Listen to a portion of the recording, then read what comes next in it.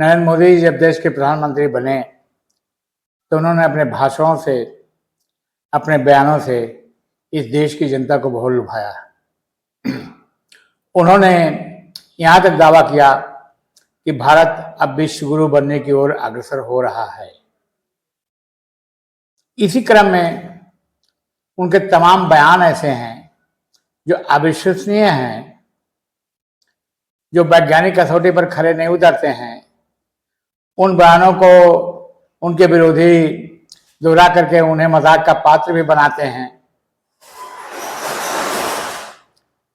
और उनके समर्थक उसे सुनकर वाह वाह करते हैं तथा विश्व गुरु बनने की होड़ में बढ़ता हुआ कदम बताते हैं। जैसे उन्होंने बहुत पहले गुजरात में कहा था कि एक ऐसी मशीन बनाई जा रही है जिसमें आलू डालिए तो सोना निकलेगा।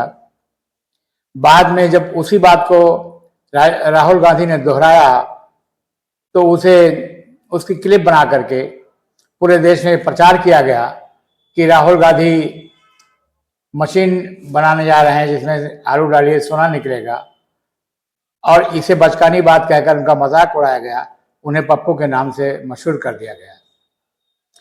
तो मैं इस बयान को आपके सामने नहीं पेश करूंगा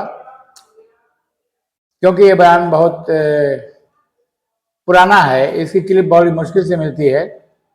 लेकिन जो उनके और बयान हैं जो सारी दुनिया जान चुकी है, मोदी ने कहा कि नाले पर गैस कैसे बनती है, कैसे उल्टा बर्तन रख दीजिए, उसमें एक लगा दीजिए शटर और उसके गैस से चाय बना लीजिए। उन्होंने बताया कैसे ट्यूब की हवा का दूसरी जगह इस्तेमाल कर सकते हैं। अभी हाल में उन्होंने कहा कि हमने अपने सैनिकों को बताया कि जब बादल हो तो पाकिस्तान पर हमला करने की तैयारी करो, क्योंकि हमारे विमानों को बादल के कारण पाकिस्तानी रडार देख नहीं सकेंगे। ये सारी बातें गलत हैं, विज्ञान की कसौटी पर बिल्कुल ही खरी नहीं उतरती हैं। इसीलिए उनका मजाक बनने लगा है ऐसे बयानों को लेकर के।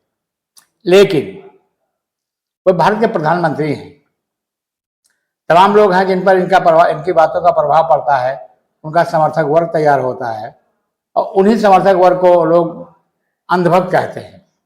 खैर, बात आज प्रधानमंत्री की नहीं है। एक उत्तर प्रदेश में भारतीय जनता पार्टी के एक और नेता पैदा हो गए हैं जो ऐसे बयानबाजी में प्रधानमंत्री नरेंद्र मोदी को मात कर रहे हैं, दे रहे हैं। वो मंत्री हैं उत्तर प्रदेश सरकार के धर्मपाल सिंह साहब, पश्चिम के नेता हैं, 5 बार विधायक रहे हैं, इस वक्त प्रभावशाली मंत्रियों में उनकी गिनती होती है। धर्मपाल सिंह का एक बयान आया है। वो बयान क्या है, मैं उस बारे में कुछ कहने से पहले चाहूंगा कि प्रधानमंत्री के बयान और उसके बाद मंत्री धर्मपाल जी का बयान दोनों सुन लें। धर्मपाल जी एक नई बात कह रहे हैं कि भारत में जो गंदगी है, उस गंदगी का यानी कूड़ा जो है, उसको सोने में बदलने वाली एक मशीन पैदा हो गई है और मशीन बन रही है, जल्दी ही आपके सामने आ जाएगी। ऐसा कह करके अपने मतदाताओं को नहीं, पूरे प्रदेश के लोगों को भरमा दे रहे हैं। तो वो क्या कह रहे हैं, मोदी के बयान को सुनिए, पुराने बयान को, और पिछले महीने धर्मपाल जी ने जो बयान दिया है मेरठ के में, वो बयान सुनिए। उसके बाद आप अंदाजा लगाइए, मेरा क्या मानना है उसे सुनिए। बर्तन को उल्टा करके उसमें छेद करके एक पाइप डाल दी और जो गटर से गैस निकलता था वो पाइपलाइन से उसके अपने चाय के ठेले में ले लिया और वो चाय बनाने के लिए उसी गैस का उपयोग कर करके चाय बनाता था। सिंपल सी टेक्नोलॉजी। यहाँ कूड़े से कांचन बनाने की योजना है, यानी कूड़े से सोना बनाना। वो मशीन जल्दी तैयार हुई जा रही है, थोड़ी समस्या है, जब हो जाएगी तो मेरठ में कूड़े से सोना बनेगा। ये है। इतने तेजस्वी लोग हैं हमारे पास, कितने शानदार विचार रखते हैं जी। ये कह रहा था कि आपने दोनों बयान सुना, एक में प्रधानमंत्री बता रहे हैं कि कैसे नाले से गैस बनती है। ये प्रयोग भारत में बहुत लोगों ने किया लेकिन कभी सफल नहीं हुए, इसलिए कि वैज्ञानिक कसौटी पर खरा नहीं उतरता है, तर्कसम्मत बात नहीं थी, लेकिन अंधभक्त उसे सही मानकर बैठे हुए हैं। अब धर्मपाल जी नहीं जीत रहे हैं। वो आपने उनकी क्लिप में सुना होगा कि वो कह रहे हैं कि मशीन बन रही है और जल्दी ही जो कूड़ा है उसको सोने में बदला जाएगा। तो भाई मेरी जनता से ये मेरा एक सवाल है कि ऐसे बयानवीरों के बयानों से ये देश कहाँ जाने वाला है? कैसे विश्वगुरु बनेगा?